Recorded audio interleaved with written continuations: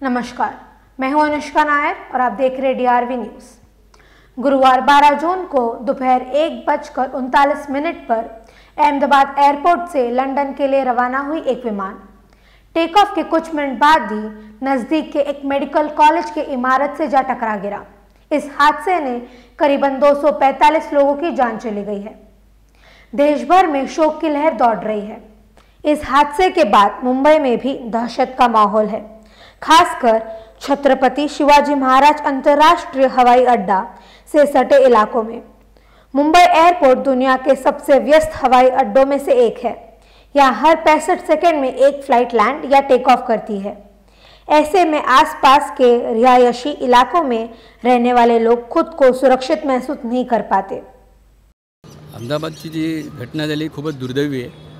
आता ती दुर्दैवी घटना बघता सगळ्यांनी न्यूजवर पाहिलेलं आहे, जिथे ही ते जी राहणार आहेत संदेश नगर कांतीरे, जी लोक त्या दुर्दैवी घटनामुळे रात्री झोपत नाही आहे। प्रत्येक विमानाचा जो आवाज येतो कर्कश, त्या आवाजाने असं वाटतं की हे विमान तर आपल्यावरती नाही पडत आहे, हा त्यांच्या मनामध्ये भीती राहिलेली।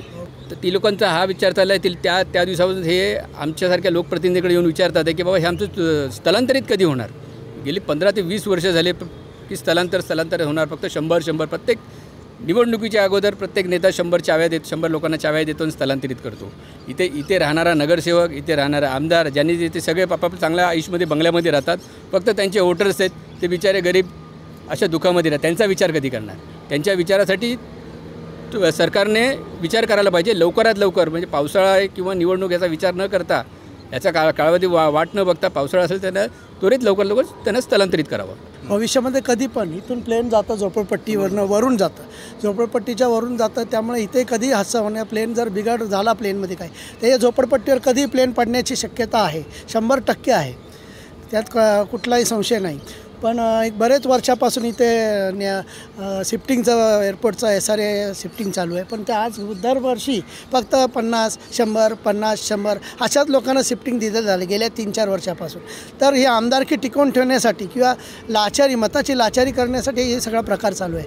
तेव्हा लवकरात लवकर शासनाला आमची विनंती आहे, जेवढ्या लवकर ह्या झोपडपट्टीवासियांना शिफ्टिंग करून देता येईल तेवढ्या लवकर द्या, हीच विनंती शासनाकडे। की आता थोड्याच वेळा इथून एक विमान येईल आणि ते विमान ह्या झोपडपट्टीच्या वरून जातं आहे, आणि इथे ही जी झोपडपट्टी असल्याकारणाने काय होतं आहे, इथे जी कचरपट्टी आहे, ते कचरपट्टी असल्याकारणाने काही पक्षी इथे येतात, आणि ते पक्षी जर विमानाच्या पंख्याच्या आतमध्ये जर गेले तर बिघाडून ते विमान डायरेक्ट खाली पडू शकतं आणि खूप अहमदाबादसारखा खूप मोठा स्फोट होऊ शकतो याच्यामध्ये। अशी डबल ह्या बिचारे जे इथे राहत आहेत, तर त्यांना किती वर्ष आले आम्ही बघतोय की किती पक्षाचे लोक येतात आणि त्यांना चाव्या देण्याचं आश्वासन करतात, पण चाव्या काय दिल्या जात नाही। एक 20-25 लोकांना चाव्या देतात, आणि इथे त्यांच्या असं नाही की घरं नाही आहेत त्यांची आधी, इथे घरं बांधून तयार आहेत। HDL म्हणून जे हे संकुल आहे एवढं मोठं, तिथे घरं बांधून त्यांची तयार आहे, पण का देत नाही सरकार, का देत नाही ह्याचं गणित आम्हाला। तर सरकारला विनंती आहे, आम्हाला सरकारला विरोध नाही की सरकारला विनंती आहे, आमचेच रहिवासी आहेत काही लोक,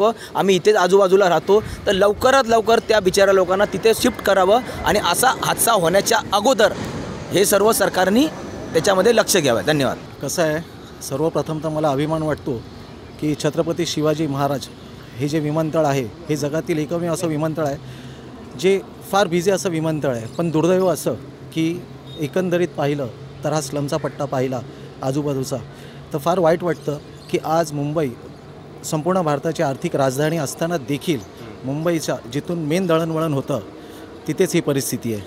तर मी शासनाला विनंती करीन की लवकरात लवकर आम्हा झोपडपट्टीवासियांचं किंवा इथले सर्व जे जवळपासच्या ह्या पट्ट्यात आहेत त्यांचं लवकरात लवकर स्थलांतर करून त्यांचं जीवन पुन्हा त्यांच्या जीवाला उंच भरारी मिळू दे, हीच विनंती शासनाला। धन्यवाद। तो देखा आपने, इस हादसे ने न सिर्फ 265 लोगों की जिंदगी छीन ली है, बल्कि देश भर में डर और चिंता का माहौल पैदा कर लिया है।